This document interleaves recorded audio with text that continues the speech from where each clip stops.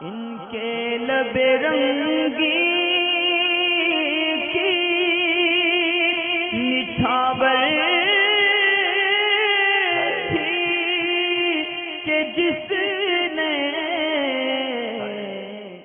جو قرآن بغیر آواز کے پڑھا گیا اس کو ایصال ثواب کرنے کا سوال جب ہوگا کہ جب اس پر ثواب ملے گا۔ پڑھنے میں یہ قاعدہ خیال میں رکھنا چاہیے کہ جہاں بھی یہ چیز لکھی ہو یا تحریر کی گئی ہو یا بتائی گئی ہو کہ قرآن پاک پڑھنا ہے یا یہ صورت یا آیت پڑھنی ہے، تو وہاں چاہے نماز میں ہو یا نماز سے باہر، تو وہاں پڑھنے سے مراد اتنی آواز سے قرآن پاک پڑھنا ہوتا ہے کہ کم از کم خود کے کانوں میں وہ آواز آ سکے،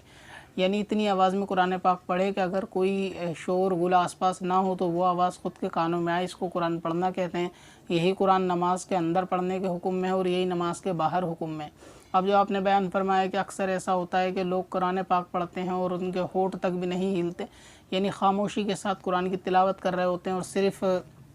قرآن پاک کے اوپر انگلی اس طرح چلاتے رہتے ہیں اور دل ہی دل میں قرآن پاک پڑھتے ہیں، تو اس طرح سے قرآن پاک پڑھنے پہ ثواب نہیں ہے، اور جب اس کے اوپر اس کو ثواب ملا ہی نہیں تو یہ اس کو ایصال ثواب بھی نہیں کر سکتا، یعنی ایصال ثواب تو جب کرے گا جب اس کے پاس اس کا ثواب ہوگا۔ اتنا ضرور ہو سکتا ہے کہ قرآن پاک کو چھونے کا اور دیکھنے کا ثواب اس کو ضرور ملے، لیکن اس پارے کی تلاوت کا، اس آیت کی تلاوت کا، اس قرآن مقدس کی تلاوت کا ثواب نہیں ہوگا۔ اور اکثر یہ ایسے معاملے گھروں کے اندر، خواتین کے اندر بھی کثرت سے پائے جاتے ہیں، جس کے بارے میں کئی پہلے بھی سوال آ چکے ہیں۔ اس اندیشے پر میں کہتا ہوں کہ خواتین میں کثرت سے پائے جاتے ہوں گے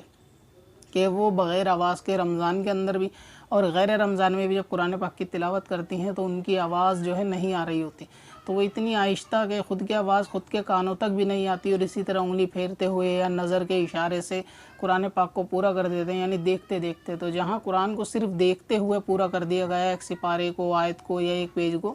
اس کا پڑھنا شمار نہیں کیا جائے گا۔ اور اگر ایسا معاملہ نماز میں ہے کہ نماز کے اندر قیام کے اندر نیت باندھی اور قرآن کی تلاوت شروع کر دی اور آواز خود کے کانوں میں بھی نہیں ہے، تو ایسی صورت میں وہ نماز بھی ادا نہیں ہوگی، یعنی قرأت بھی ادا نہیں ہوگی۔ تو اس میں تو بہت غور کرنے کی بات ہے کہ عوام میں یہ چیز کثرت سے پائی جاتی ہے کہ وہ بغیر آواز کے قرآن پاک پڑھتے ہیں۔ کم سے کم قرآن پاک کو پڑھنے میں، سورہ یاسین کو پڑھنے میں یا کوئی سی بھی صورت ہوتی ہے جہاں پر یہ اجماعی طور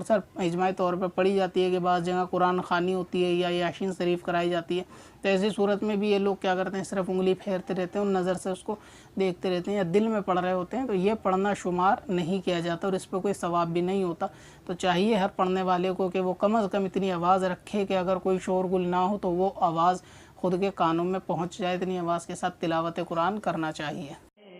پتھر میں حسن لالے پرنوار